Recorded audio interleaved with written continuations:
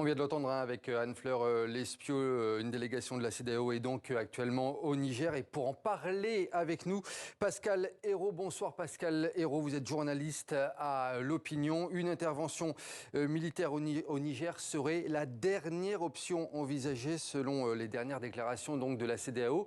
Mais dans le même temps, eh bien, elle souligne qu'il faut toutefois se préparer à cette éventualité. Si on comprend bien, les deux options sont toujours sur la table, hein.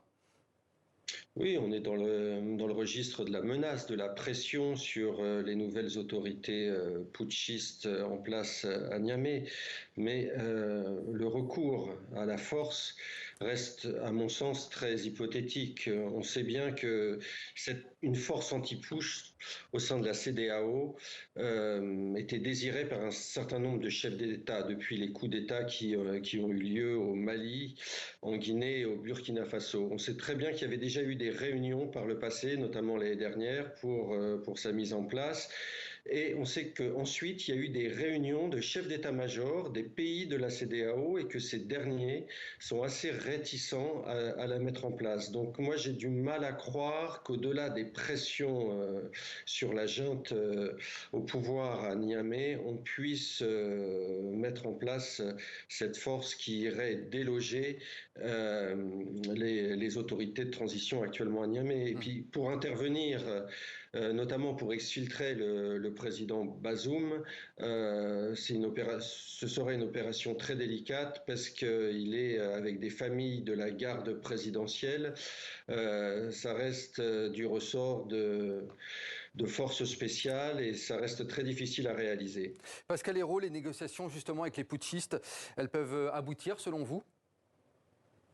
Écoutez, moi ce que je constate, c'est que le général Tchiani, le général Modi et les auteurs du coup de force mettent en place leur agenda. C'est un axe de résistance économique qui se met en place. Le général Modi, comme l'a dit le reportage, est en déplacement à Bamako. Il ira à Ouaga. Il y a un axe des pays putschistes de solidarité économique, diplomatique et financière qui va se mettre en place avec d'autres pays voisins aussi. On voit bien que l'Algérie, qui a condamné le coup de force, qui demande le retour à l'ordre constitutionnel, s'oppose aussi à toute intervention militaire étrangère et pourrait réouvrir ses frontières prochainement pour alimenter le Niger.